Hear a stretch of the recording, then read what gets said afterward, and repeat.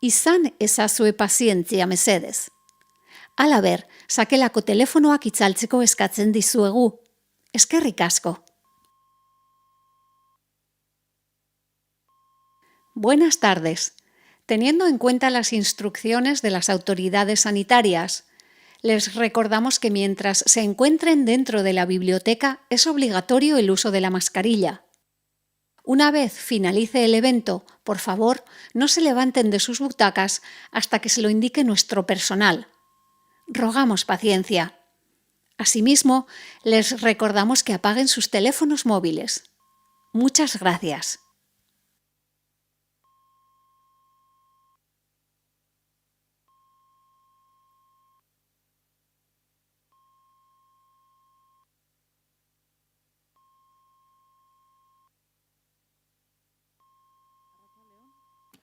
Arratsaldeon eta ongi etorriak beste ikasturte baten Bidebarrieta Zientifikora. Buenas tardes, bienvenidas y bienvenidos al ciclo Bidebarrieta Científica, un curso más. Para iniciar el programa, la Cátedra de Cultura Científica y la Dirección de Difusión Social de la Investigación de la Universidad del País Vasco, junto a Bidebarrieta Kulturgunea, traemos un tema que, sin duda, resulta de interés y aviva nuestra curiosidad: la evolución en clave de género. La interpretación de la evolución humana, como otras áreas de conocimiento, se ha visto condicionada por factores culturales que han contribuido a forjar una visión parcial del proceso evolutivo. La visión androcéntrica de este proceso ha hecho que lo masculino haya sido preponderante y lo femenino algo secundario, en el mejor de los casos, trasladándose así un discurso incompleto y sexista del panorama evolutivo. Sin embargo, como han demostrado muchos estudios sobre sociedades actuales de cazadores-recolectores, nuestro éxito como especie radica en un punto indiscutible: la colaboración. La supervivencia del grupo depende, en gran medida, de la contribución de todos sus miembros, tanto hembras como varones. Con el objetivo de mostrar una realidad evolutiva más veraz e inclusiva, tenemos hoy aquí a 4 conferenciantes procedentes de distintos ámbitos de la ciencia, relacionados pero diferentes, que nos aportarán una visión más amplia, incidiendo en algunas cuestiones que habitualmente suelen ir perdiéndose en el camino. Intervendrá en primer lugar Asier Gómez Olivencia, paleontólogo, especialista en evolución humana e investigador vinculado al proyecto de investigación de Atapuerca desde 2001. Nos hablará de los nombres femeninos más conocidos de la evolución en su conferencia Famosas desconocidas de la evolución humana. Asier, nahi duzunean. Eskerrik asko.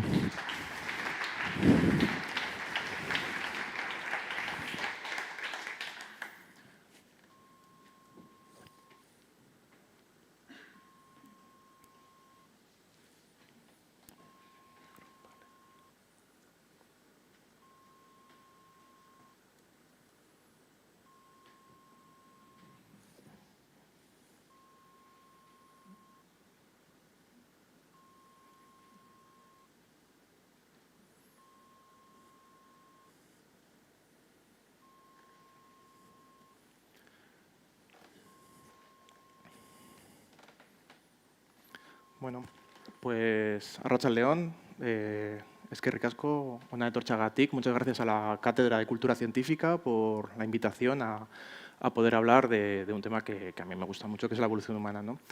Entonces, la evolución humana, a la hora de contar, está por un lado lo que es los hard facts, los hechos que estudiamos, ¿no? los restos fósiles, y luego está el relato que construimos sobre ellos. Entonces, en ese relato tenemos un sesgo, tal como ha dicho Miren Bego, muy fuerte, androcéntrico, en el cual cobran mucho protagonismo individuos masculinos bien conocidos, como pueden ser pues, el individuo OH5 de Paranthropus boisei, el niño de Turkana, un individuo muy famoso de Atapuerca, Elvis, basado en una pelvis completa, o algunos individuos neandertales como el viejo de la Chapelle, Feldhofer 1, etcétera, etcétera.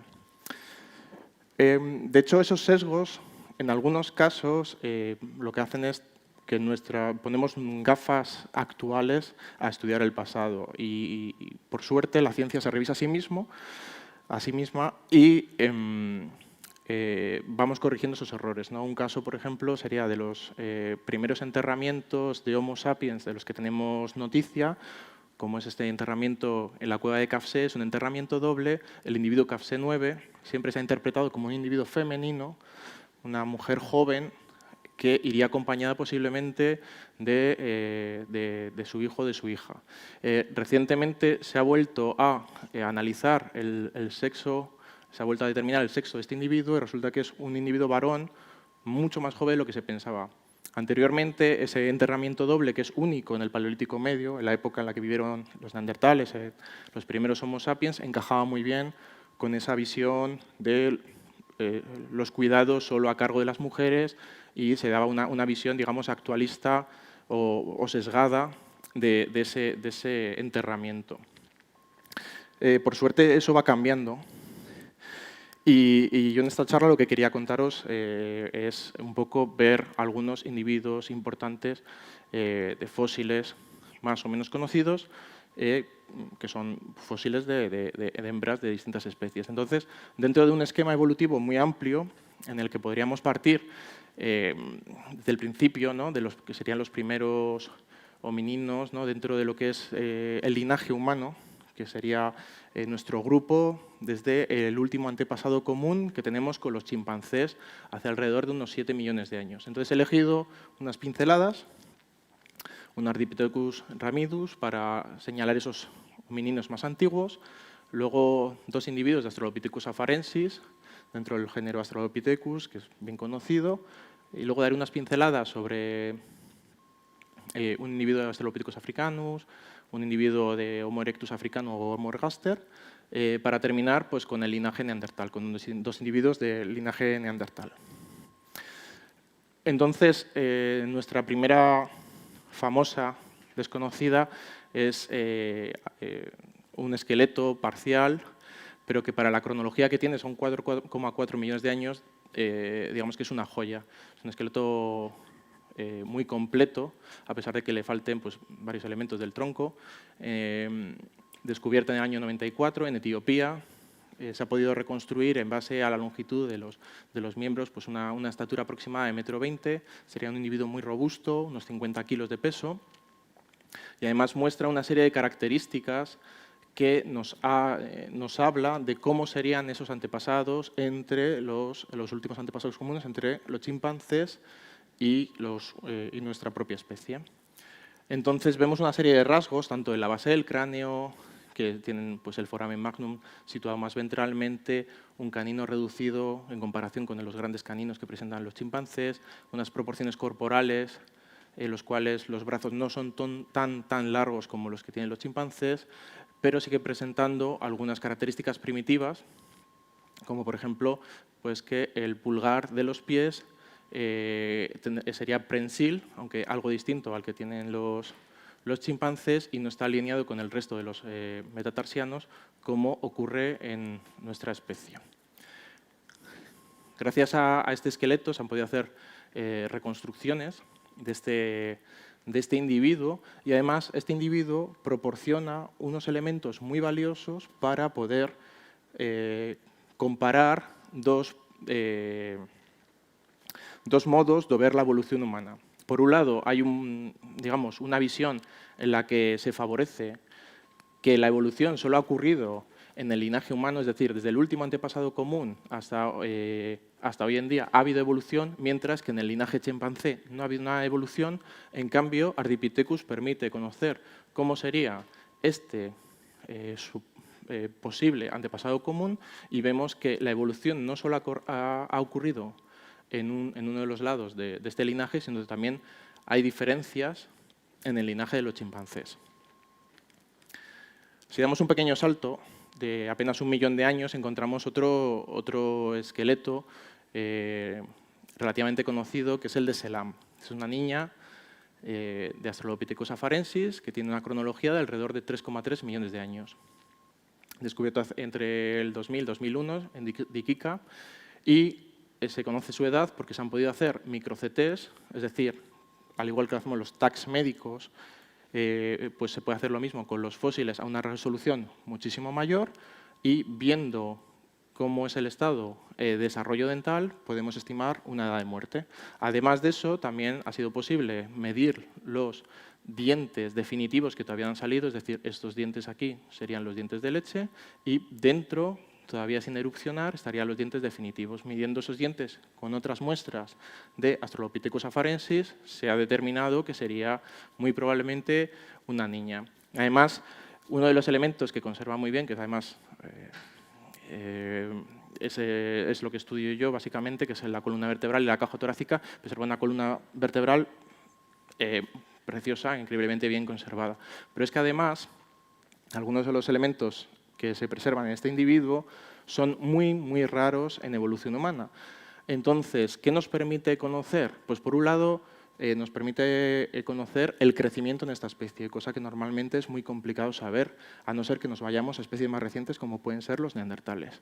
Por otro lado, también nos habla de su modo de locomoción. Mirando los huesos de las piernas podemos ver que tienen adaptaciones claramente vinculadas con lo que es el bipedismo, pero además, viendo lo que es la cintura escapular, la zona de los hombros y las falanges de las manos que están curvadas, nos recuerda o digamos que tienen ciertas características morfológicas similares a chimpancés y gorilas, que nos hablan que todavía mantendrían cierta capacidad de subirse a los árboles. Por último, este individuo conserva uno de los huesos que es de los que peor se preserva en el registro fósil, que es el hioides. La morfología del hioides está relacionada también con la capacidad de habla, ya que en ese hueso se insertan muchos músculos que tienen relación con la lengua. Y además hay unas diferencias notables entre lo que es el género Homo y los chimpancés. Los chimpancés tienen una morfología como más en forma de semiesfera, donde se alojan unos saqueos aéreos que permiten darle como mayor potencia a las llamadas. Y esa es precisamente la morfología que podemos encontrar en este individuo, es decir, que de alguna manera también podemos inferir cosas que no fosilizan, como pueden ser los sonidos que emitirían estos individuos. Bueno, yo soy muy fan de los gemelos Kennis, que suelen hacer reconstrucciones fantásticas. La mayor parte de las que verán en esta presentación son de ellos. Entonces, con un cráneo tan completo han podido hacer una reconstrucción fantástica, ¿no? Este individuo al final nos está hablando no solo de lo que es la evolución humana, de simplemente conocer la anatomía de los propios fósiles en situ, sino que nos está hablando también de cómo vivían y cómo se movían estas especies. Y dentro de Australopithecus afarensis, a lo mejor uno de los esqueletos, esta a lo mejor sí que es más famosa, es Lucy, que se encontró en el año 74 en el Triángulo de Afar. Por un lado, este esqueleto completo fue uno de los primeros para el género Australopithecus, pero por otro lado, digamos, el haberse basado en un único esqueleto también ha sesgado alguna visión o parcialmente la visión que tenemos sobre esta especie. De todas maneras, la importancia que tiene este esqueleto es magnífica y ha servido para conocer esta especie. Pero una de las cosas que a lo mejor es menos conocida es, por un lado, la patología que presenta, que en la columna vertebral tiene un crecimiento óseo que seguramente se debía a una flexión excesiva a la hora de subirse a los árboles, pero que además estudios de patología forense aplicado a estos restos, lo que han determinado es que algunas deformaciones que se veían en este registro fósil, más que deformaciones debidas a la fosilización, podrían ser realmente fracturas perimortem, es decir, fracturas que han ocurrido más o menos en el momento de la muerte, ¿no? Pues uno de los ejemplos sería esta cabeza del húmero que está incrustada. Esta sería una reconstrucción de la morfología normal y este tipo de fracturas se producen durante impactos muy, muy fuertes. Entonces, la interpretación del estudio de estas fracturas perimortem es que este individuo probablemente cayó de una gran altura y de manera secuencial se fue rompiendo varios huesos. Entonces, estamos viendo, al estudiar esa patología forense de este individuo, una instantánea de lo que estaba pasando antes de que se fosilizaran los huesos, ¿no? Y esto concordaría muy bien con lo que hablábamos anteriormente, el individuo de Selam. Australopithecus también ha proporcionado, Australopithecus africanos ha proporcionado también individuos femeninos muy conocidos como Mrs. Pless, posiblemente que estén relacionados con un esqueleto postcraneal parcial, como es el STS-14, con una pelvis completa, una columna vertebral muy completa. Y otros individuos también del registro fósil africano que a lo mejor no se conocen tan bien, pues serían pues KNMR 1808, que es un esqueleto parcial de Homo erectus africano, Homo ergaster, que presenta unos huesos en los cuales hay una capa exterior añadida por patología que ha sido interpretada como hipervitaminosis A. Y aquí también esta patología de la anatomía nos estaría dando también información. Hay un par de hipótesis posibles sobre esa hipervitaminosis. En un principio se planteó que podía ser por el consumo de hígado de grandes carnívoros, pero posteriormente otros estudios sugerían que podía ser por el consumo de larvas y de miel, que también pues, proporcionaría una cantidad excesiva de vitamina A que llegaría a deformar los huesos. Si damos otro pequeño salto de otro millón de años, nos colocaríamos geográficamente más cerca en la cima de los huesos, en Atapuerca. Es un yacimiento muy conocido porque tiene pues, la mayor concentración de fósiles del Pleistoceno medio. Estamos hablando de unos 430.000 años. Hay 29 individuos representados en ese yacimiento, adultos, juveniles, están los dos sexos representados, de hecho luego Arantxa hablará de ello. Y en este yacimiento hay un cráneo que llama la atención porque presenta una deformación. Curiosamente, los neandertales y sus antepasados del Pleistoceno medio, como pueden ser los de la cima de los huesos, tienen un cráneo con una frente huidiza. En este caso no. En este caso, este individuo, que es un individuo joven de aproximadamente 10 años de edad, tiene una frente muy vertical. Tiene una frente vertical que es muy parecida a la nuestra. Eso es una anomalía y está debida a que sufrió una craniosinostosis. Una craniosinostosis es la fusión prematura de los huesos del cráneo en la parte posterior. Debido a esa fusión prematura, el cráneo tuvo que tener un crecimiento compensatorio que le causó esa deformidad, pero que a la vez este cráneo nos recuerda tanto a los cráneos de nuestra propia especie. Esta deformación se ve en unas asimetrías, tanto en vista superior como en vista posterior, y seguramente derivaron, por lo que se conoce de las craniosinostosis en nuestra especie, que hoy en día son tratables a edad temprana, posiblemente, además de una deformación craneal y una deformación física en comparación con el resto de los individuos, una posible merma de capacidades cognitivas, ¿no? Pero ¿qué nos está diciendo también? Pues en un yacimiento como la cima de los huesos, que ha sido interpretado como uno de los primeros sitios donde se han acumulado de manera intencionada cuerpos humanos, algunos de esos cuerpos humanos nos están hablando de supervivencia en una situación, digamos, hostil, de ciertos individuos, seguramente gracias al cariño o al cuidado de otros miembros de su grupo.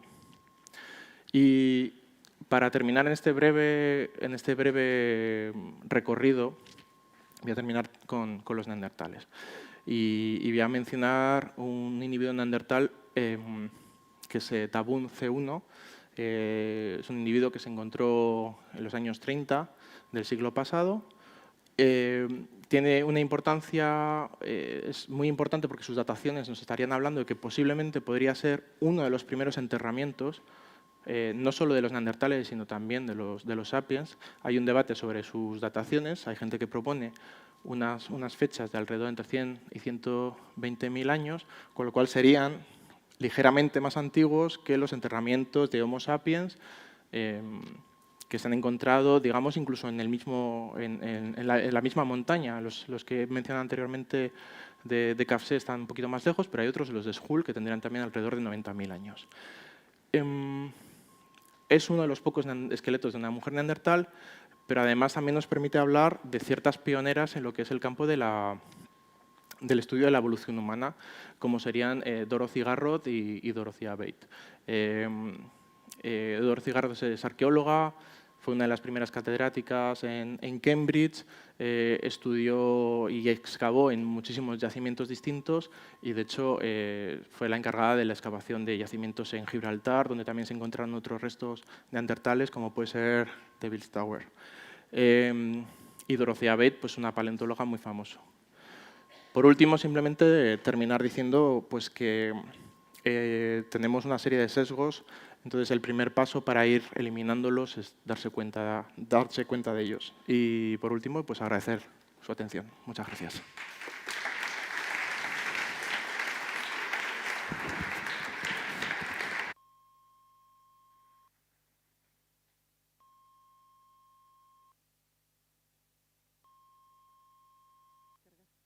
Eskerrik asko, muchas gracias. Asier.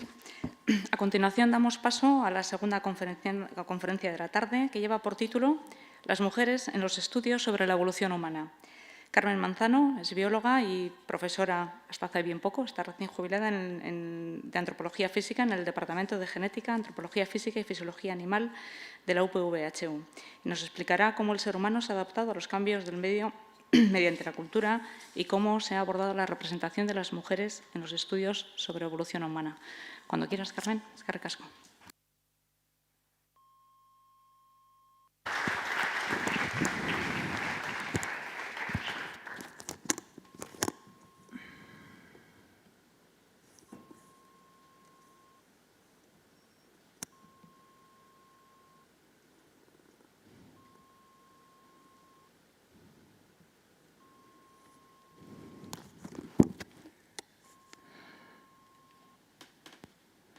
Bueno, arratsaldeon. Lo primero, agradecer a las organizadoras que me hayan dado la oportunidad de estar aquí hoy. Y a mí me toca hablar sobre las mujeres en la evolución humana. Y voy a empezar haciendo una reflexión que me hice cuando soy bióloga, cuando empecé a dar clases, que es la siguiente. ¿Puedo hablar de biología, de evolución humana solo desde la biología? Y la respuesta que me di fue que no. La razón es que la antropología y la biología nos dice que si contestamos a la pregunta ¿cuál es nuestro lugar en la naturaleza?, la respuesta es que somos unos monos africanos raros. Somos primates, somos monos, y aunque tenemos este aspecto tan distinto, nos metemos los biólogos en el mismo grupo porque compartimos dos características que solo aparecen unidas en nuestro grupo y que reflejan la adaptación que tenemos a vivir en los árboles, que son manos y pies con 5 dedos prensiles, y 2 ojos que miran adelante y nos permiten ver el mundo en 3 dimensiones. Y esto hace que la frase tan popular de venimos de un mono no es correcta porque somos monos. Pero somos unos monos africanos muy raros. Y la razón de esta rareza es la siguiente. Como ha explicado Asier, nuestro origen está en África, por eso somos africanos. Hace unos 6-8 millones de años, momento en el cual nuestro linaje se separa del ancestro común con los chimpancés, que es el animal que tenemos genéticamente más cercano a nosotros. Y ese origen lo fechamos en esta edad porque es cuando aparece por primera vez fósiles con nuestra primera rareza, que es la bipedia. Somos los únicos monos que no utilizamos las manos en la locomoción porque caminamos sobre las piernas. En este resumen que estoy haciendo de la filogenia que antes ha puesto Asier con todas las especies, desde ese momento hasta los 3 millones de años, seguimos en África, es el momento de los australopitecos, que por simplificar eran chimpancés bípedos. Y aquí, hace 3 millones de años, se da nuestro segundo punto culminante de evolución, que es un cambio del clima en África. Se hace seco en toda su zona este, desaparecen básicamente los árboles que había y surge un nuevo ecosistema, que ahora es mayoritario, que es la sabana. Y en ese momento, en los registros de los yacimientos africanos, vemos que aparecen 2 tipos de homininos, que son los miembros de nuestro linaje, que son muy diferentes entre sí. Los primeros que nombro son los parántropos o australopitecos robustos, que los llamamos así porque tienen una serie de características en su cráneo que, aunque sigue teniendo una capacidad como la de un chimpancé, es diferente, es mucho más robusta, unos dientes muy grandes, unos músculos masticatorios muy grandes, y que nos indica que su dieta está especializada en pastar hierba y en comer alimentos duros. Y esta línea se extingue. Hace 1 millón de años ya no vemos más fósiles de este tipo. Pero en esta diversificación, en los mismos estratos, coexistiendo con estos robustos, hay otro tipo de fósiles que tienen este aspecto. Son con cráneos mucho más grandes, dientes más pequeños, tienen esqueletos indistinguibles de los nuestros, y aquí viene la segunda rareza. Aparecen asociados por primera vez con cultura de piedra, con herramientas de piedra, que también aparecen con huesos de animales que tienen marcas de corte, marcas de rotura, y que nos indican que la carne y el tuétano se ha incorporado a la dieta. Y esta es nuestra segunda rareza, no ya dentro de los monos, sino dentro de los animales en general. Porque la cultura, a partir de aquí, este es el linaje Homo, a partir de aquí, esta especialización nueva, utilizar la cultura como adaptación para adaptarnos a los cambios del ambiente, junto con el crecimiento del encéfalo y el lenguaje, que va todo unido, y una serie de cambios en la manera de funcionar, digamos, del grupo, donde el cuidado empieza a ser cooperativo y donde el aprendizaje social es fundamental, pues esto todo hace que esta línea sí que tenga éxito en nuestro linaje. Salimos de África hace unos 2 millones de años, nos expandimos por todo el mundo, inventamos el arte, la tecnología, las creencias compartidas, el fuego y, en definitiva, surgió nuestra especie, los humanos modernos, que hoy en día ocupamos todo el mundo. Bueno, pues este resumen lo que nos indica es que la evolución de nuestro linaje no fue solamente un proceso biológico, sino que fue un proceso biocultural. Y esto es lo que hace que, a pesar de que yo sea bióloga, no puedo hablar sobre evolución humana solamente desde la biología, porque la cultura en nuestro linaje impregna absolutamente todo lo que hacemos, incluida la ciencia sobre evolución humana.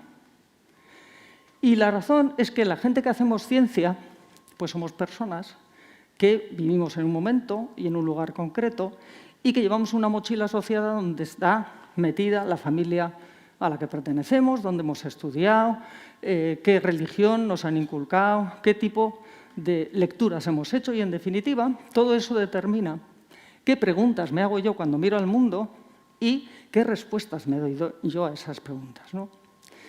Y, por lo tanto, hablar de una ciencia objetiva y libre de valores es muy difícil. Y mucho más en el caso de la paleoantropología, que se dedica al estudio de nuestros orígenes.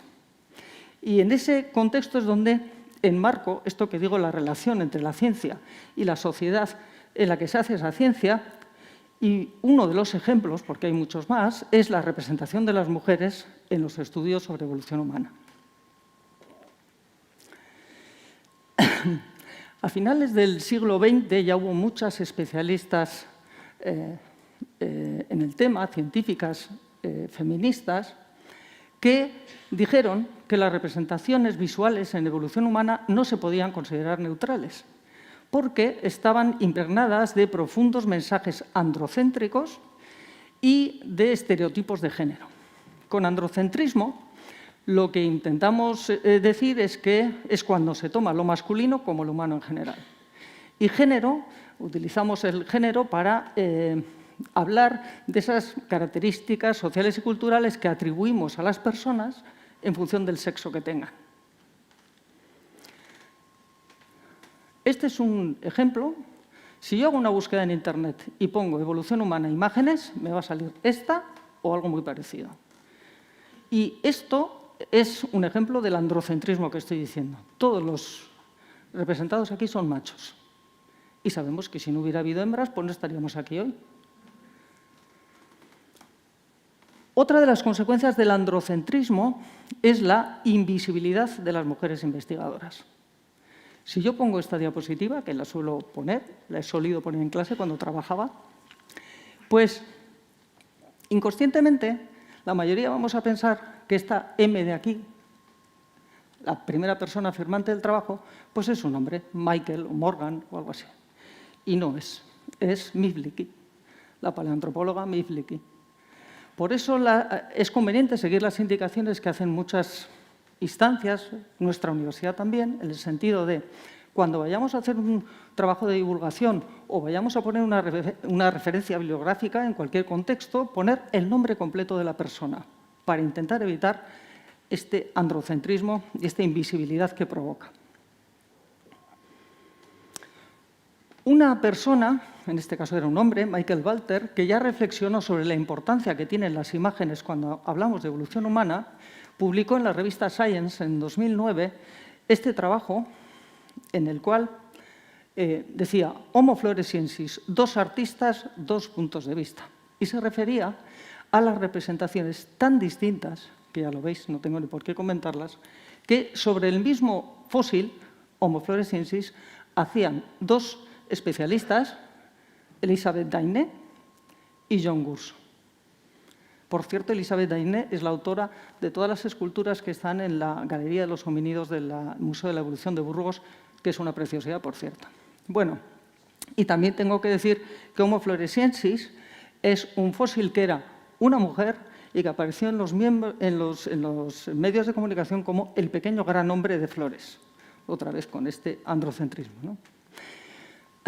Respecto al género, es decir, a estas características sociales y culturales que atribuimos a las personas en función del sexo que tenga, una hipótesis que se ha mostrado incorrecta es la hipótesis de los hombres como cazadores y las mujeres como recolectoras. En general, cuando se encontraba un esqueleto de una persona asociada a herramientas y, sobre todo, si eran de caza mayor, por defecto se decía era un hombre. Pues este trabajo, que está publicado a finales del año del 2020, da cuenta del descubrimiento de un esqueleto en los Andes peruanos asociado in situ con esta herramienta que aparece aquí, que son herramientas de caza mayor.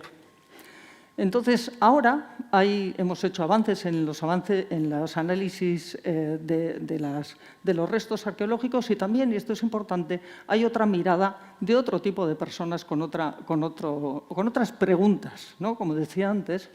Y entonces lo que hicieron fue mirar el sexo de este esqueleto en lugar de presuponerlo. Y resultó ser una mujer de 17 a 19 años, datada en 9000 años de antigüedad. Es decir, la persona más antigua cazadora que se conocía en el continente americano. Y entonces lo que hicieron fue una revisión de lo que se había publicado. Y lo que vieron es que de los 27 individuos de sexo conocido en yacimientos de esta época, entre el 30 y el 50% eran mujeres. Con lo cual, lo que se demostraba es que la hipótesis de hombre cazador, mujer recolectora, lo único que estaba haciendo era reflejar la creencia de la sociedad en la que estaban haciendo ciencia las personas que la habían hecho. Pero quizá los estereotipos y los prejuicios de género, donde mejor se reflejan o donde quedan más manifiestos, son en las exposiciones de los museos. Y en este sentido voy a hablar de esta exposición que tuvo lugar durante un año, de mayo del 99 al 2000, en el Museo de Ciencias Naturales de Madrid, y donde se llevó por primera vez todos los restos que habían aparecido en Atapuerca. Pasaron más de un millón de personas por esta exposición, mucha gente joven que iban de los colegios. Y voy a nombrar la crítica feminista que hizo la catedrática de prehistoria, la doctora María Ángeles Querol, a esta exposición. Lo que hizo fue hablar del lenguaje que estaba utilizado en los textos y de las imágenes. Entonces, del lenguaje lo que decía es que era correcto en el sentido de que no se utilizaba la palabra hombre, sino que se hablaba de presencia humana, de individuos, de personas. Pero respecto a las imágenes, decía que dejaban mucho que desear porque, para empezar, las mujeres eran prácticamente inexistentes. Y lo contabilizó. Lo que hizo fue coger las 7 escenas en las que aparecían figuras en actividad, haciendo alguna cosa, y lo que vio es que había 20 hombres y 3 mujeres. Eso indica, primero, prácticamente invisibles. Y luego, además, dijo, voy a ver qué está haciendo. Unos y otros. Los hombres estaban haciendo todo tipo de actividades, todas ellas muy interesantes y, sobre todo, beneficiosas para el grupo. Y las 3 únicas mujeres que había, una estaba cuidando a un bebé, otra estaba ayudando a un hombre a rascarle una piel y la tercera, que no está en esta escena, estaba comiendo. Entonces, la doctora Querol lo que dice es esto Esto es socialmente dañino para las mujeres, porque toda la juventud que ha pasado allí, que son la gente del futuro, es gente que funciona más por lo visual, no leen, miran más que leer. Y la imagen que se van a llevar inconscientemente es una imagen con hombres que hacen de todo de ello interesante para el grupo, y con frágiles y prácticamente invisibles mujeres que cuando aparecen están como dando de comer, ¿no?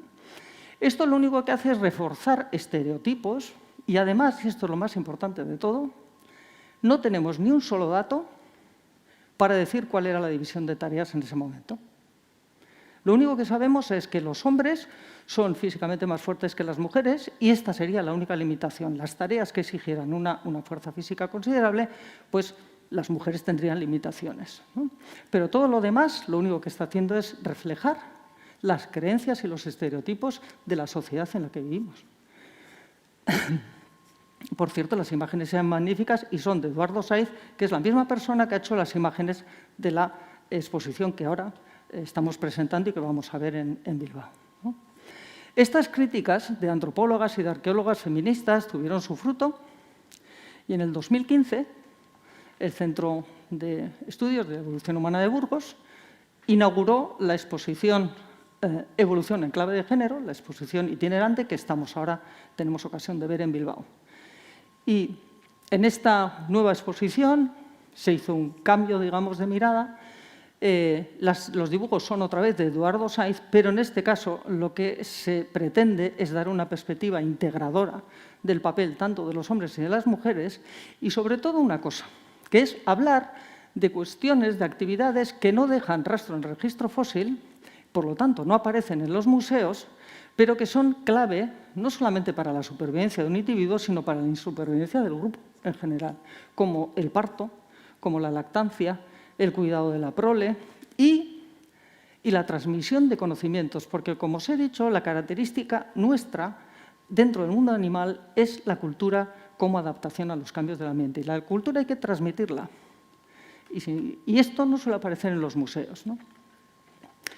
Bueno, y no quiero acabar esta charla sin decir que quien tenga interés en este tipo de temas no deje de visitar el blog Mujeres Conciencia de la Cátedra de Cultura Científica de nuestra universidad, que está coordinado por la doctora Marta Macho Stadler y que tiene muchas secciones, pero una de ellas, Evolución Humana, con la contribución fundamental de la doctora Carolina Martínez, es muy interesante, ¿vale? Y con esto, pues esto es lo que tenía que decir.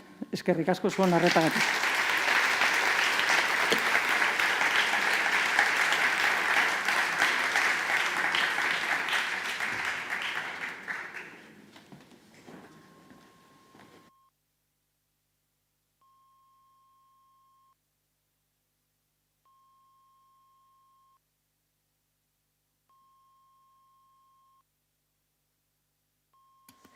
Muchas gracias. Eskerrik asko, Carmen. Como bien nos ha contado Carmen, sin lugar a dudas, las ilustraciones relacionadas con la evolución humana son un indicativo de la desigualdad de género que ha existido y existe en nuestra sociedad. Por esta razón, Vega Asensio, bióloga e ilustradora científica, nos mostrará el sesgo de género a través de la ilustración científica, destapando detalles de las ilustraciones que contribuyen a crear visiones erróneas que perduran en el tiempo. Nahi duzunean, Vega, eskerrik asko.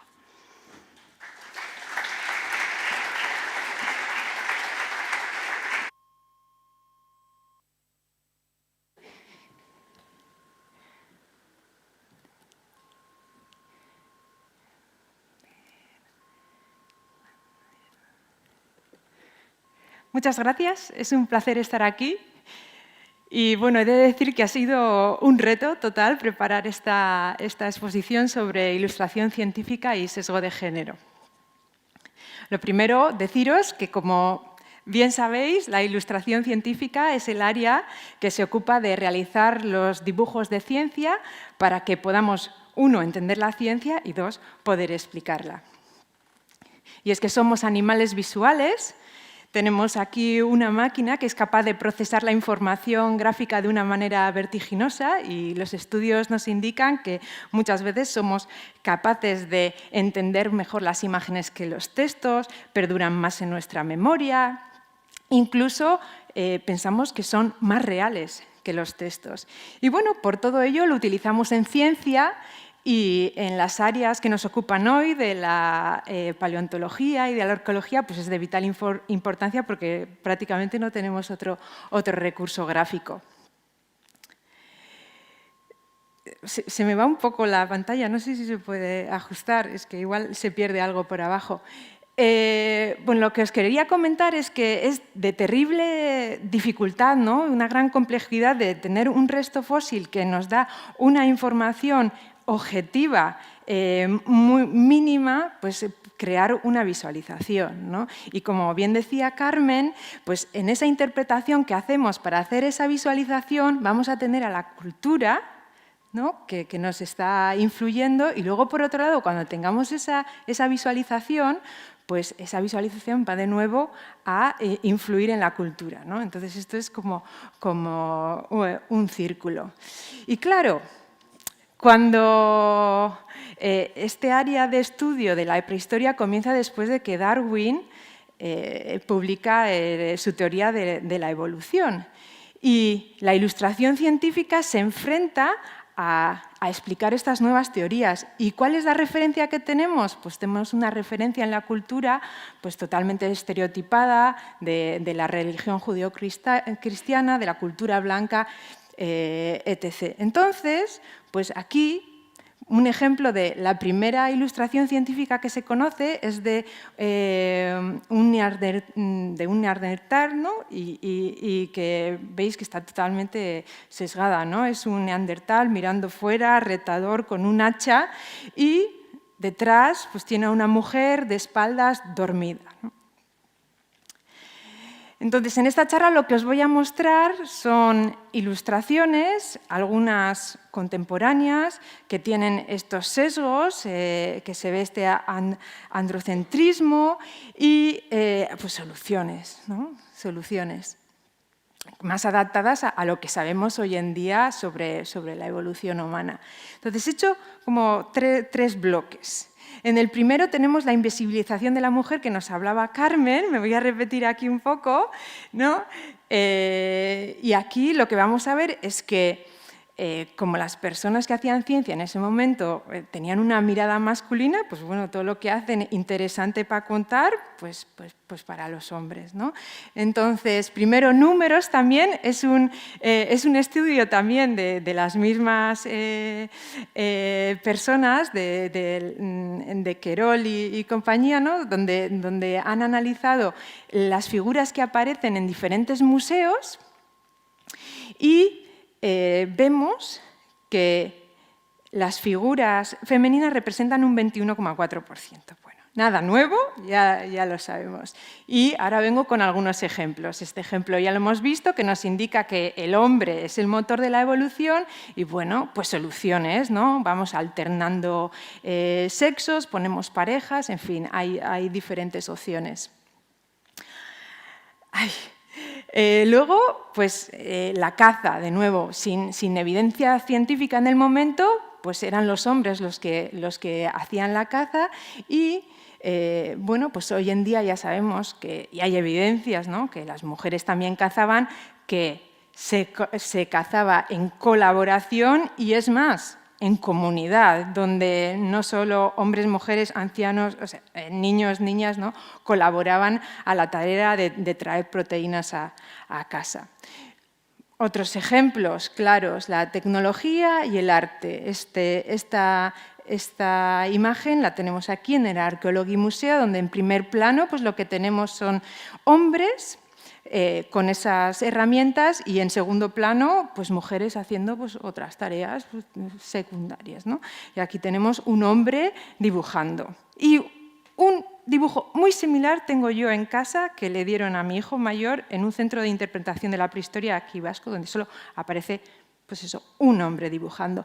Pero tenemos evidencias de que las mujeres pintaban y mucho, ¿no? Y aquí, por ejemplo, una ilustración de, bueno, no se ve, de Arturo Asensio, que luego, no penséis que son estas ilustraciones, luego tienen su polémica también, pero los estudios dicen que las mujeres pintaban y mucho, me repito ahí.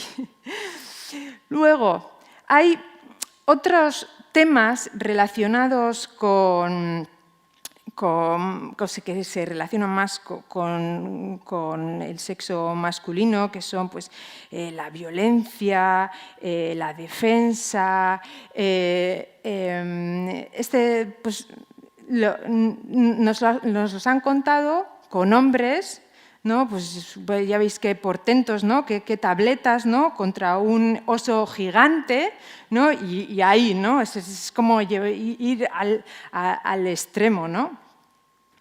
Aquí traigo otra ilustración donde se ve una mujer en una defensa, ¿no? Que, ¿por qué no? Podría haber pasado, ¿no? Y ahora vengo con un segundo grupo que son sobre los estereotipos, ¿no? Y cuando aparecen mujeres, pues ¿cómo nos las están mostrando? Uno, pues si hay un bebé y si hay un fuego, aparece una mujer. Y son ilustraciones antiguas, pero es que esto se repite. Vamos a cambiar, ¿no? Vamos a mostrar otras, vamos a mostrar diversidad, ¿no?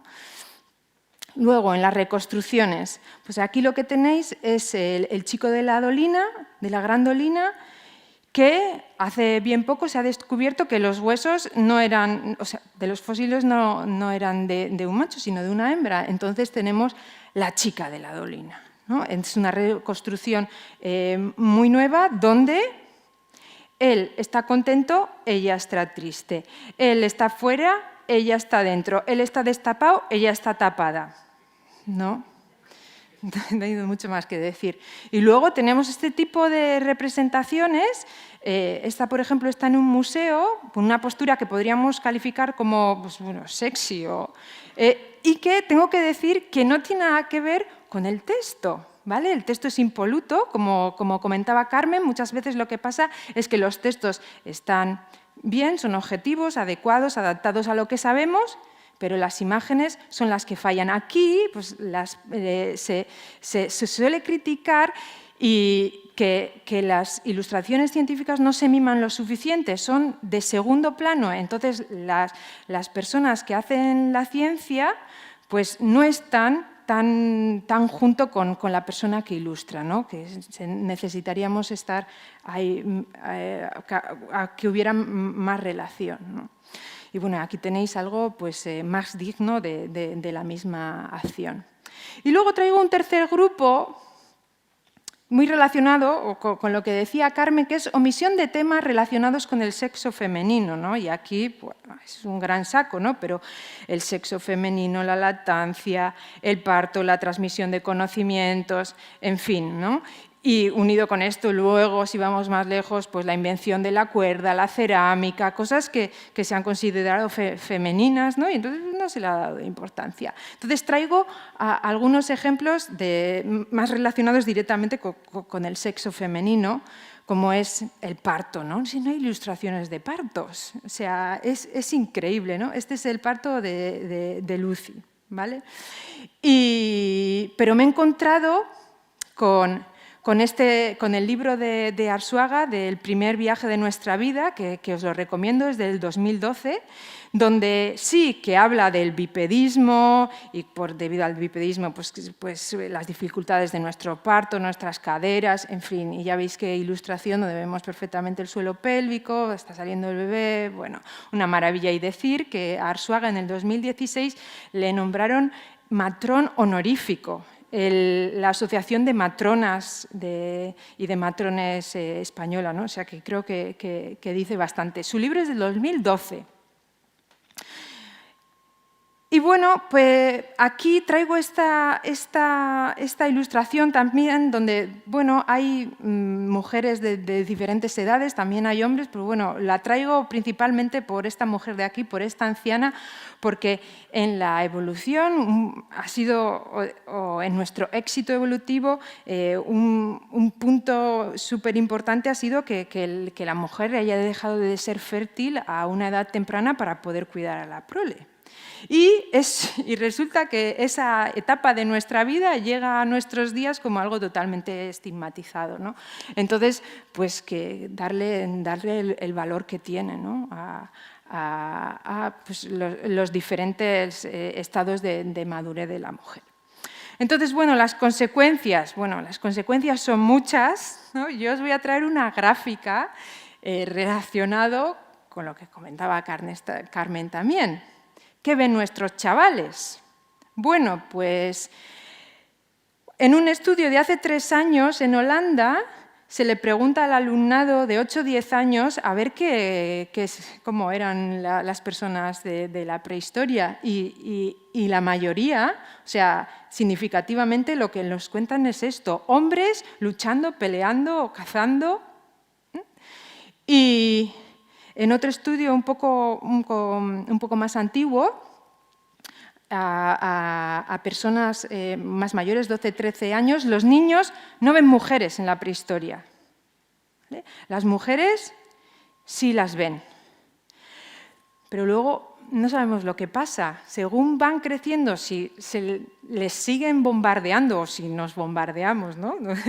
con este tipo de imágenes sesgadas, pues qué es lo que va a suceder, no sé lo que pensáis. Entonces, pues bueno, creo que lo que tenemos que hacer es ir a la exposición de evolución en clave de género, ¿no? donde tendremos una visión pues, más amplia y más acertada. Y luego, pues bueno, unas referencias, yo terriblemente impresionada por el trabajo de Ángeles Queró, Consuelo Treviño, por el trabajo de Paz Women, pues impresionante.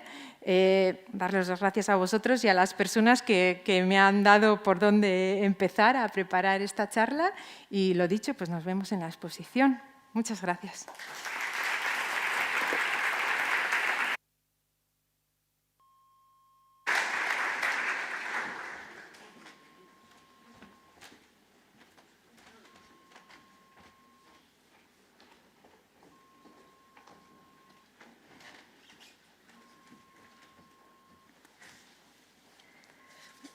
Muchas gracias. Eskerrik asko, Vega. Hemos hablado de la ilustración, de la importancia de la ilustración. Vamos a seguir ampliando la visión que tenemos sobre la evolución humana. Y quiero invitar, por último, a Arantxa Aranburu, que es geóloga, profesora de la Universidad del País Vasco, Euskal Herriko Unibertsitatea. Participa desde hace 20 años en el proyecto de Atapuerca y nos explicará en su charla y qué aporta la geología a la evolución humana, que los datos obtenidos del estudio de los fósiles está siendo complementada en los últimos años por las aportaciones que se están realizando desde el registro de ADN contenido en el sedimento y otras cuestiones. Nahi duzunean, Arantxa, eskerrik asko.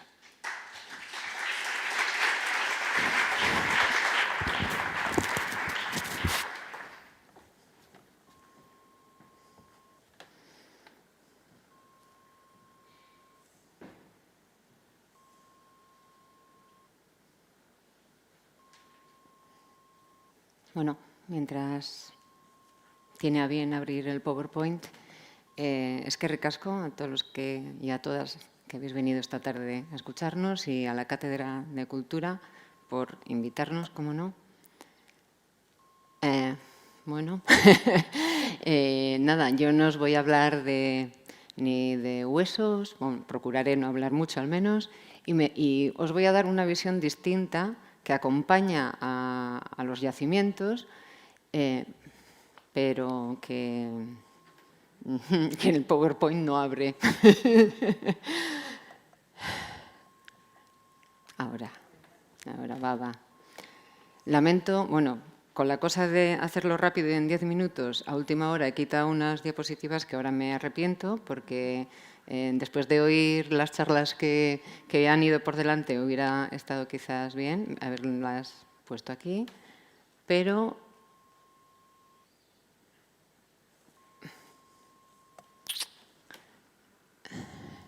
ahí va, vale. Pues nada, la pregunta es, ¿qué aporta la geología a la evolución humana? Dejo abierta la pregunta hasta el final de mi exposición y a ver si al final veis un poquito en qué trabajamos, qué es lo que desde la geología se puede, qué luces arroja a la evolución humana. La charla está orientada, o la he vertebrado, contando un poco cuál es el día a día de la labor de una geóloga en un yacimiento y, bueno, afrontando las dificultades que pueda haber allí y, bueno, para que veáis un poquito qué se hace desde la geología. Bien, hablar de yacimientos y de geología, en fin, es un campo muy abierto, porque como bien se ha comentado aquí, la cuna de la evolución humana está en la zona africana, al menos, bueno, a lo que se refiere a la evolución de los Anthropithecus afarensis y Australopithecus gari. Ahí el contexto es totalmente un contexto geológico volcánico y, por tanto, la especialización, bueno, todos los registros humanos están con erupciones, con capas de cenizas, que hoy en día están en la televisión, en fin, muy de boga, pero hay otro registro humano que está ligado a los entornos kársticos, que es donde yo me muevo, básicamente. Entonces, tomando como ejemplo Atapuerca, pues tenemos ahí desde el Homo antecesor, el chico de Grandolina, que ahora, en fin, es una chica, que luego aparecerán, neandertales, con marcas de corte en los huesos. Tenemos, sin ir a Atapuerca, en las cuevas que nos rodean también Homo sapiens y también neandertales, no solamente con sus, en fin, que dejan en los yacimientos sus huesos, sino también parte de sus ornamentos, que nos hablan y nos permiten pensar en esa cultura, en no solamente cómo eran, sino cómo lucían sus cuerpos, etcétera. Nos dejan sus pinturas y también, por ejemplo, en Ojo Gareña tenemos sus huellas. Estos son ya del Calcolítico, pero vemos que van en grupo, o al menos que ha habido un trasiego de gente por ahí. Incluso, bueno, podemos ver, al igual que las huellas que dejamos nosotros al caminar en la playa, pues, en fin, pues cómo eran, qué número de pie calzaban, etcétera, etcétera. Bien, cuando vamos a un entorno kárstico y cuando vamos a un yacimiento, bueno, cuando vamos a los museos, lo que vemos son estos huesos, ¿vale? Todos limpitos, bien puestos, pero realmente en el yacimiento los huesos aparecen así. Y si os fijáis, bien, hay mucho diente y mandíbulas, bueno, esto es de oso, en fin, pero lo que más abunda es sedimento. Bien, entonces los paleontólogos y los paleoantropólogos lo que más estudian es el hueso, pero estamos al lado los geólogos estudiando también esta arcilla. O en su caso, pues las cenizas, si es un contexto volcánico, arenas, etc. Bueno, cuando se habla de un entorno kárstico, el estudio del karst y la espeleología, que son las diapositivas que he quitado, van de la mano. Y he de decir que la espeleología a día de hoy es un deporte o es una actividad donde prima, sobre todo, la presencia de los hombres. Estuve mirando en la Federación de Espeleología cuántas mujeres, en fin, apuntadas hay, federadas hay, y no llega, ronda entre el 18 y el 20%. Es un número muy bajo y, bueno, las fotos que había puesto, además, muchas de las mujeres federadas son compañeras de los hombres que están también federados en el entorno. Entonces, hay una iniciativa que se puso en marcha en el 2009 para un poco, en fin, dar a conocer el deporte de espeleología, invitar a las mujeres para que sean ellas las que hagan las instalaciones deportivas, vamos, las instalaciones de las cuerdas, los anclajes, porque normalmente el papel de la mujer es de ir de acompañante, de segunda, ¿vale? A día de hoy, en lo que yo controlo, solamente la Federación Andaluza es la que todos los años organiza jornadas para empoderar o bueno, para que sean las mujeres las que lleven la iniciativa de instalar, bajar, rapelar, en fin, en cuevas. Dicho esto, pues bueno, en los yacimientos en los que nos movemos, a veces hay yacimientos que están en las entradas de las cuevas que no requiere de ninguna otra destreza, pero por ejemplo para llegar a, bueno, y aquí el mirador o el portalón, pero para llegar a la cima, supongo que ya más o menos todos sabréis, pues hay que recorrer, bueno, hacer uso de cuerdas, recorrer estrecheces que, por ejemplo, con 6 meses de embarazo, de tripa, pues yo no, ya fue mi límite. Entré hasta los 6 meses, pero a partir de los 6 meses no pude, hay que dar un quiebro y la tripa no me permitía. En fin, una vez ya dentro, pues las incomodidades son por igual para hombres y mujeres, obviamente, pero con una salvedad, porque los buzos, los arneses y las cuerdas, en fin, pues para hacer un pis, dicho así, no sé cómo decirlo más finamente, pues a los hombres que no podemos hacer allí, pero sí en un botecito, en fin, tienen más facilidades y las mujeres pues tenemos nuestras dificultades. Y omito decir ya esos días del mes cuando hace falta un poquito de higiene. No es fácil en una cosa tan estrecha, en fin, levantarse, quitar la tal, quitar el buzo y, en fin. Quiero decir con esto que la ciencia, o sea, una cosa es la interpretación de los huesos, pero también los que hacemos la ciencia, a veces, en fin, no sé si somos muy conscientes de las diferencias, que no son ni más ni menos, pero y las necesidades que tenemos a veces las mujeres. Con esto, bueno, cuando ya han dejado esa lectura aparte, cuando uno llega al yacimiento y con los huesos que muerden el sedimento que hemos visto antes, surgen muchas preguntas. Preguntas como, por ejemplo, ¿es un único depósito? ¿Fueron arrastrados por una tormenta o por algo? En fin, ¿cuándo tuvo lugar esa acumulación? Esas preguntas, o algunas de estas al menos, quizá no tienen respuesta en los huesos. La respuesta puede estar en ese sedimento que acompaña al yacimiento, ¿vale? O que genera, o que, sí, que forma el yacimiento. Entonces, desde la geología lo que hacemos es ordenar ese caos o, en fin, esos depósitos con criterios, en este caso, sedimentológicos y, en fin, pues una vez ordenado, pues empezamos a dar respuesta a las preguntas. Por ejemplo, aquí, bueno, este es el fondo de la sima, ya aquí muere la sima, que es como un calcetín, no he traído la imagen, pero bueno, parece un vertedero de huesos con arcilla y limo, y en cambio, cuando uno empieza a mirar detenidamente, hemos diferenciado 9 niveles diferentes y podemos decir, por ejemplo, que bueno, porque la pregunta era, ¿hay un único nivel de fósiles humanos o hay varios niveles que contienen restos humanos? Pues no, la respuesta es solamente hay un nivel. Luego es verdad que el hueso aparece también en otro superior, pero siempre son huesos resedimentados, es decir, erosionados del nivel inferior e incorporados en el superior. La acumulación está restringida a un único nivel. Bien.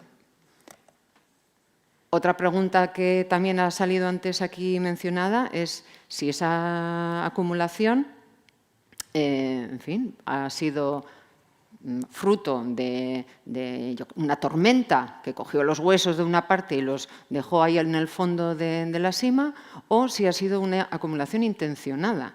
Y si hubo, en fin, ahí. Porque claro, esto tiene muchas implicaciones, ¿vale?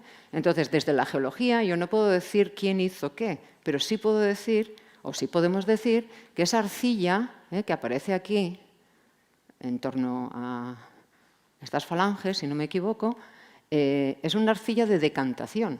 No es una arcilla que está transportada por una corriente, ¿vale? Sino que está decantada, vamos, porque se ve, no así, pero cuando se hacen mediciones magnéticas se ven que todas las arcillas están orientadas en unos planos como si fueran hojas que van cayendo, ¿vale? Y eso no es la respuesta, no es como deja una tormenta. Una tormenta y una turbulencia lo que deja son arcillas desordenadas.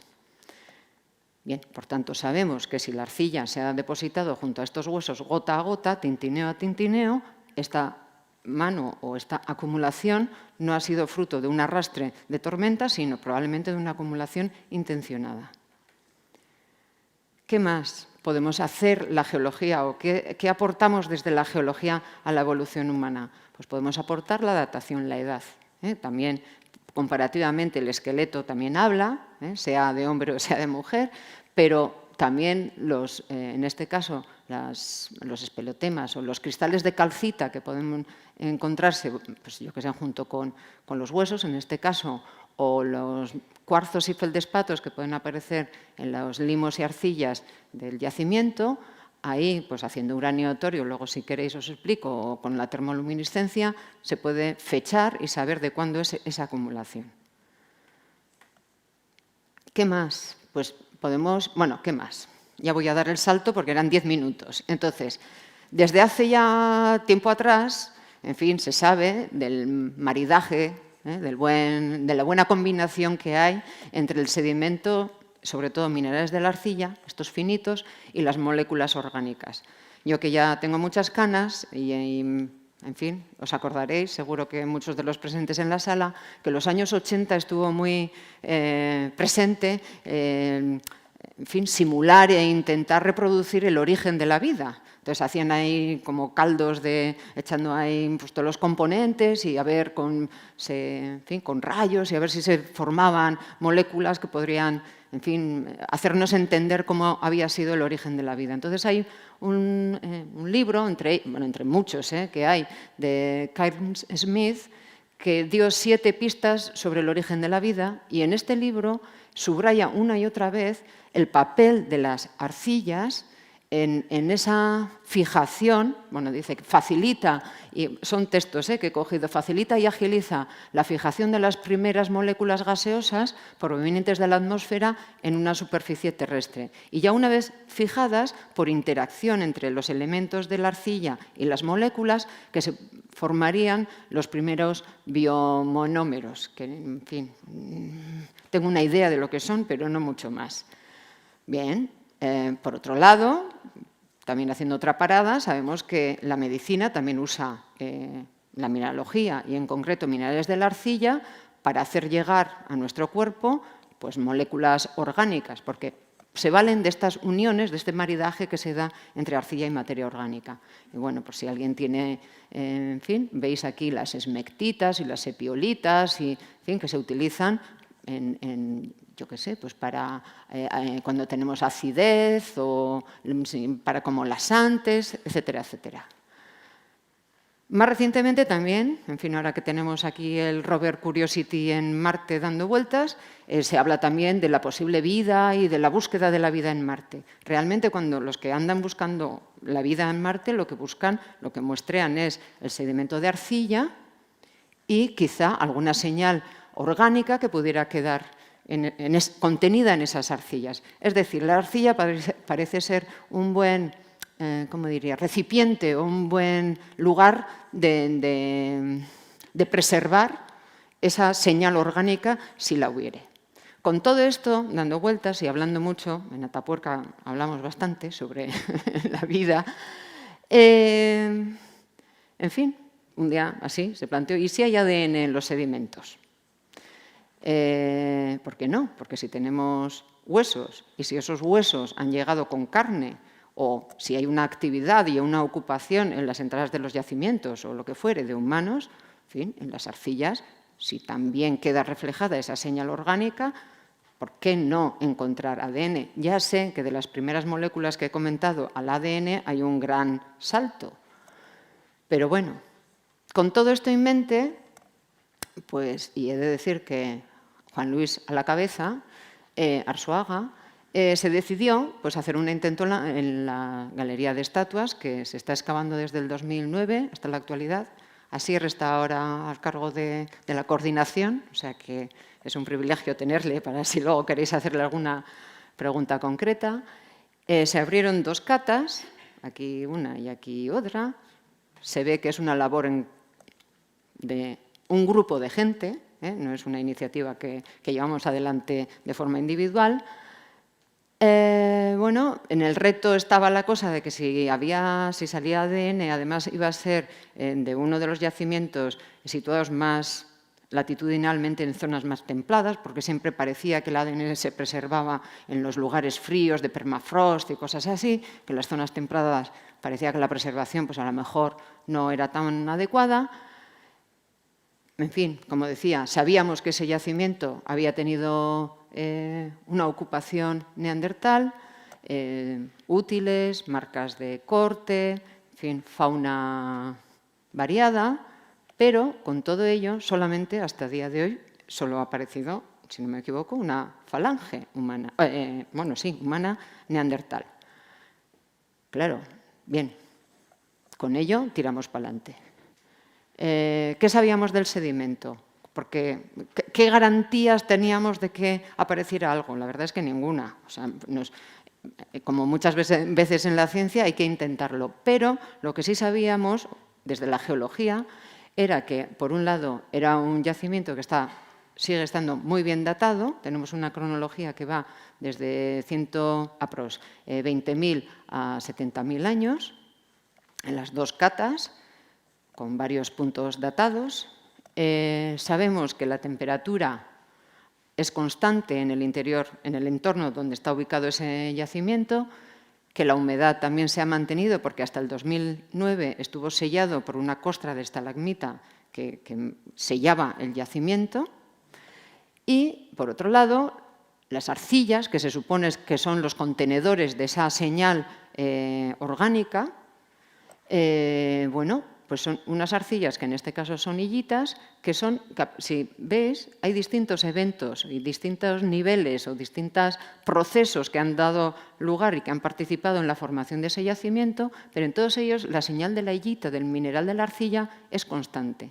Por tanto, si depende o si dependía la señal de la materia orgánica del tipo de arcilla, en este caso esa variable se nos iba, porque la arcilla es constante, es la misma, o sea, no varía de hillita a esmectita y, por tanto, quizá eso podría interferir en la preservación de la materia orgánica. Total, que con esto y con la ayuda del instituto, bueno, ayuda no, la verdad es que el estudio del ADN lo han hecho ellos, el Instituto de Masplan, en fin, tuvo a bien participar en este proyecto, en fin, hecho atrás porque el muestreo fue...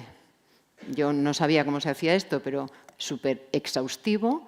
Cogen muy poca muestra, pero no sé cómo decirte, con muy poco espaciado entre una y otra para hacer un registro continuo del yacimiento. Incluso en algunos puntos incluso se hizo un muestreo más en la misma horizontal para comprobar ciertas cosas. Y el resultado fue sorprendente porque, bueno, también participaron o se incluyeron otros yacimientos, pero para a lo que Atapuerca y en este caso Galería de Estatuas se refiere, salió sorprendentemente, bueno, no sé si sorprendentemente, pero ADN mitocondrial, que bueno, que hasta ahí, vaya, eso es lo más común y fácil, pero salió ADN nuclear. Con ello se pudo decir que había varios individuos y además en esos individuos se ve que había... Creo recordar que un varón, porque no lo he metido, pero el primero de ellos, en torno, en este nivel 4, de 110.000 años, un neandertal que tiene ¿cómo se dice? Una raíz o un parentesco o una semejanza de neandertal, de un linaje antiguo, y en cambio ya en los niveles 3 y 2, o sea, que ahora están tapados por el paper, pero que quedan por aquí arriba, neandertales ya de una afinidad más clásica. Y en este caso, creo que además son mujeres. Bien, esto es lo que desde la geología más o menos aportamos a la evolución humana. No sé si es mucho o poco, pero la realidad es que estamos en el grupo una decena, no sé, 15, 20 personas trabajando, cada uno aportando su granito de arena al entendimiento de este grupo, que es de la Sima, por ejemplo, y los neandertales, que no tengo sus fotos, pero que algún día pondré, porque nos interesa saber cómo eran, quiénes eran, si eran mayores, si eran jóvenes, mujeres, hombres, pero también nos interesan saber cuál era el clima, que también podemos dar desde la geología. Nos interesa saber cómo llegaron sus cuerpos al yacimiento donde los encontramos hoy, si fueron transportados o no, etcétera, etcétera. No quiero terminar esta exposición sin agradecer, porque la geología no solamente la hago yo. Bueno, pues aquí estamos unos cuantos, pero yo creo que las discusiones más geológicas, ese efecto frontón, las comparto con Noemí Sala y Virginia Martínez Pillado, que son las dos geólogas, también féminas, que trabajan en Atapuerca. Y eskerrik asko a todos.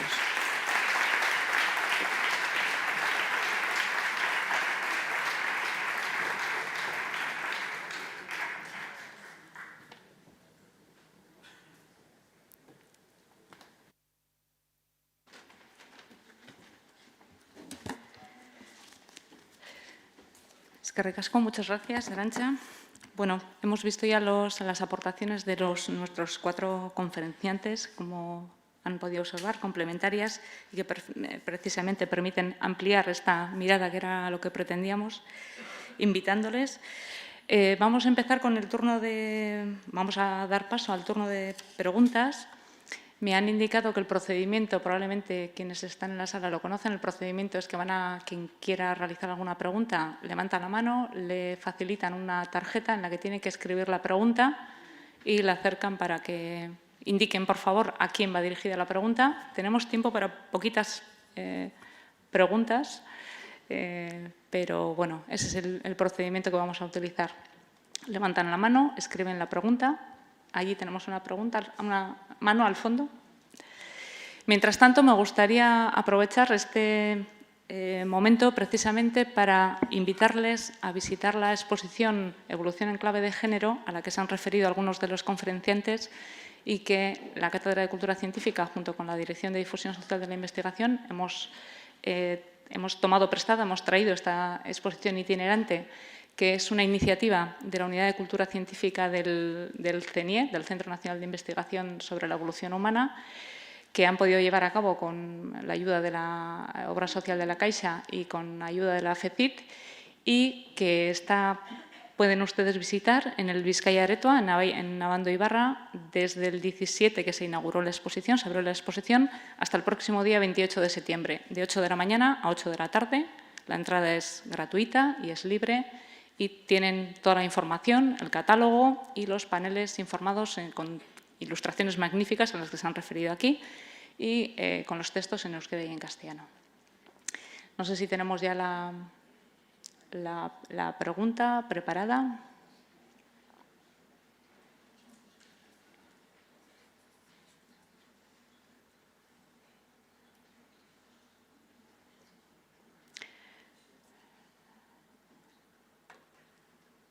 Hacemos... No sé si hay alguien más. Está ya, ahora me acercan la pregunta.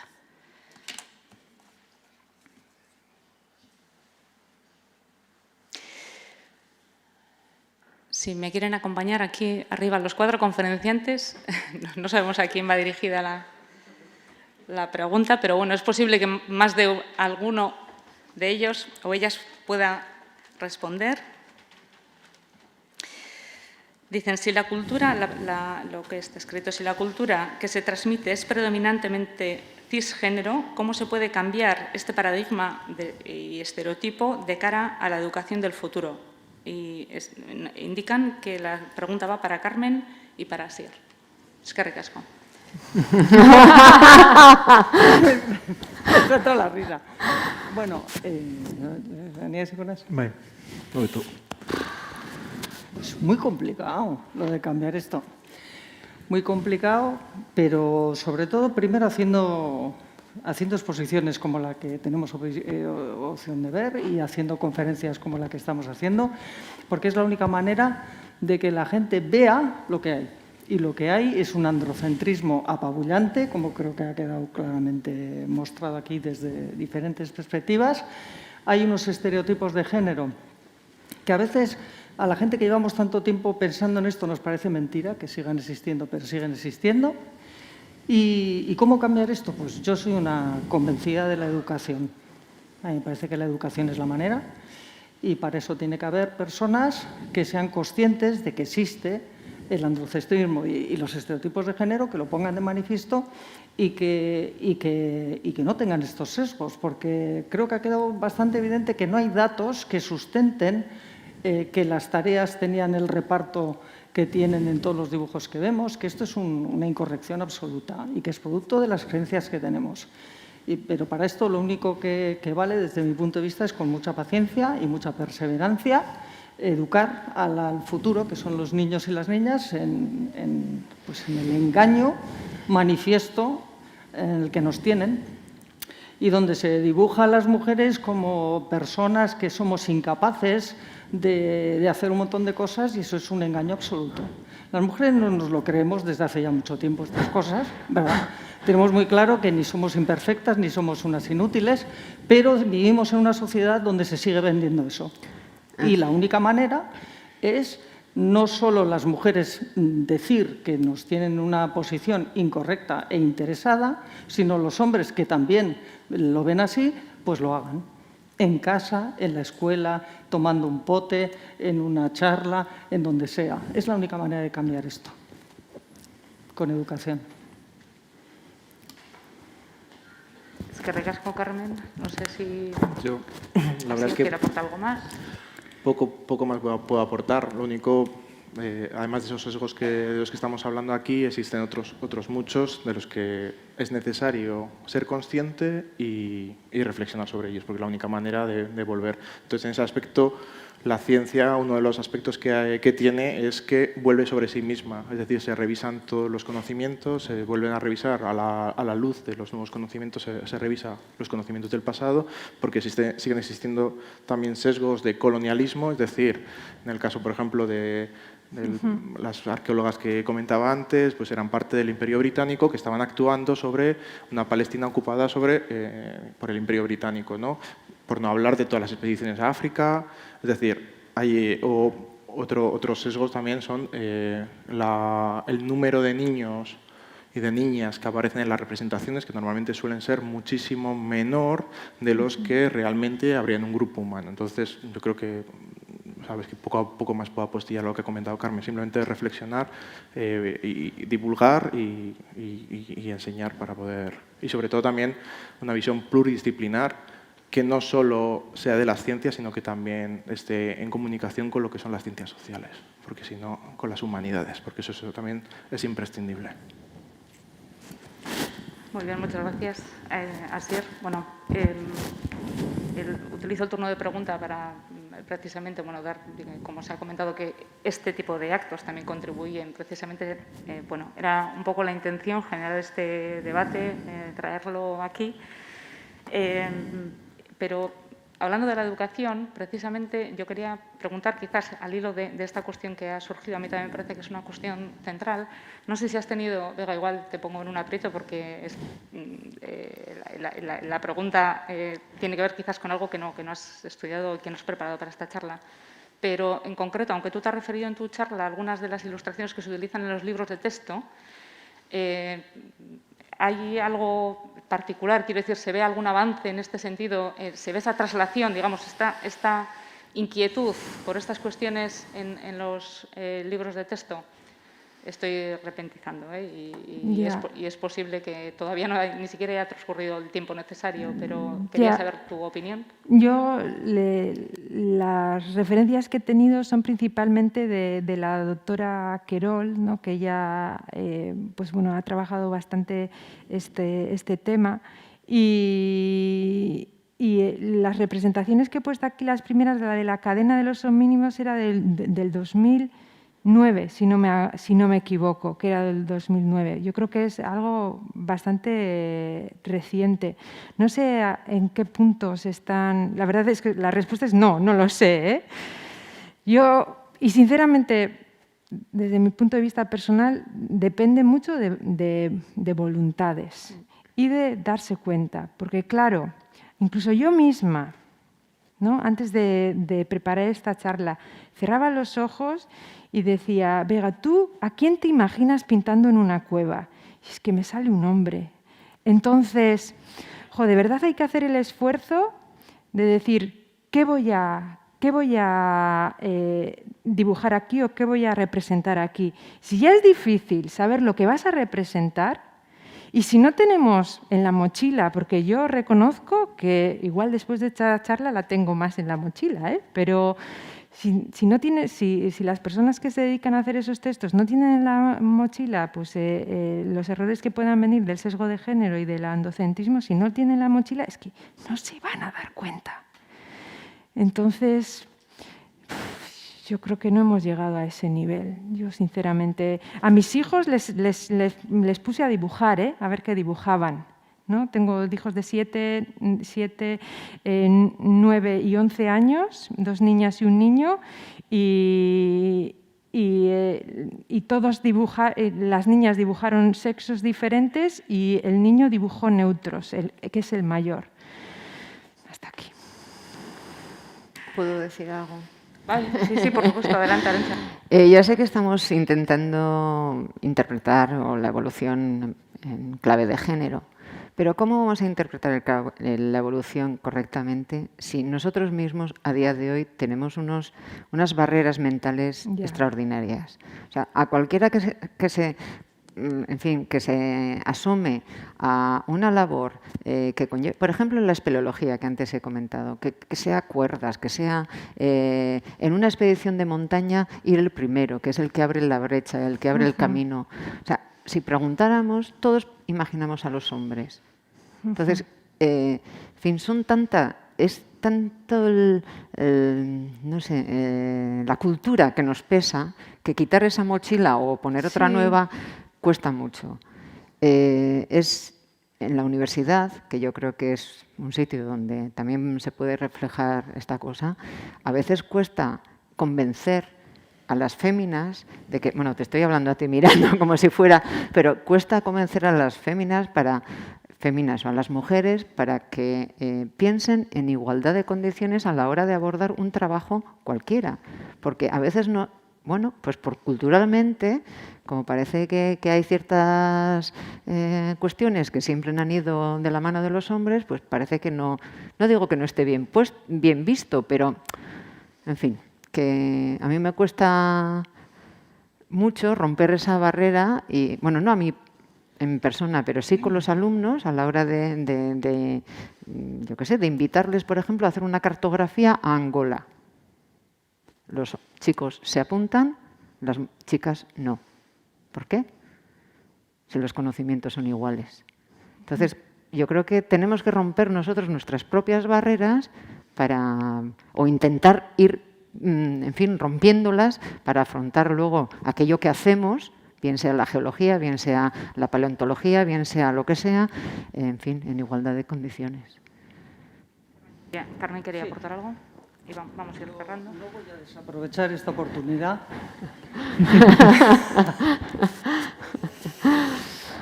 Sí, para decir que, claro, es que estamos luchando contra una cosa que es lo que se dice estructural. Se llama el patriarcado y se llama una estructura en la cual los hombres tienen el poder en todos los órdenes de la vida, porque lo han organizado así.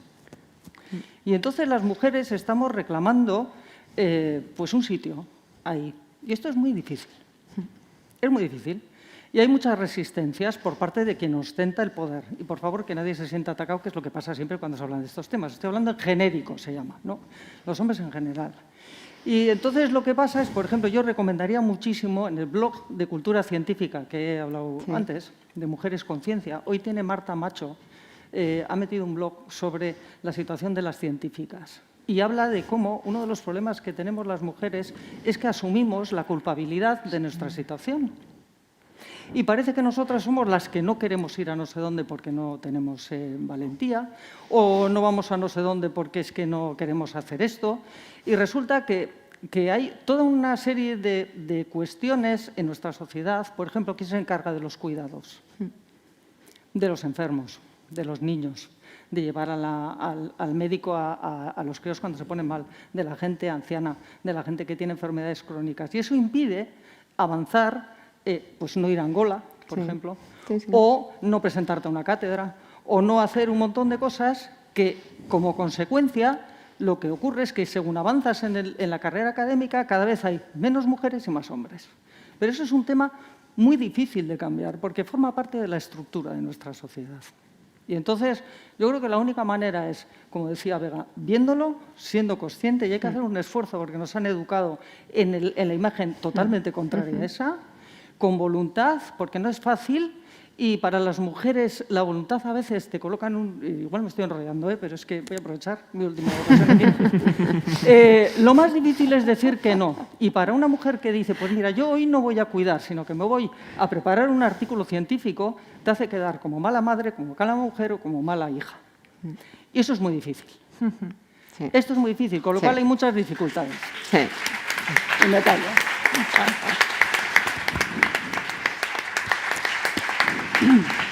Bueno, muchísimas gracias, Carmen. Lamentablemente tenemos que ir cerrando porque ya es la hora. Quería terminar con me han pasado una nota que entiendo que no es una pregunta, es más bien un comentario, pero tenemos que cerrar aquí. Yo creo que con las intervenciones, pues de alguna manera ya queda respondida este comentario. Oso interesgarriak hitzaldiak, baina bitan agertu da irudi bera, Carmen eta Vega, soluzio gisa irudi bera, evolución en clave de género. Betiko evoluzio finalista reproduzituz, tximinotik abiatuta gizakiraino, emakumeak tartekatuz, baina progresoaren marcha perpetuatuz. Bueno, podríamos estar muchísimo más tiempo hablando de todas estas cuestiones y más, pero bueno, tenemos que dejarlo aquí. Muchas gracias, sobre todo a las y al conferenciante, a las conferenciantes y al conferenciante por habernos aportado su punto de vista y a ustedes por su atención. Nos vemos en la siguiente Bidebarrieta Científica. Eskerrik asko.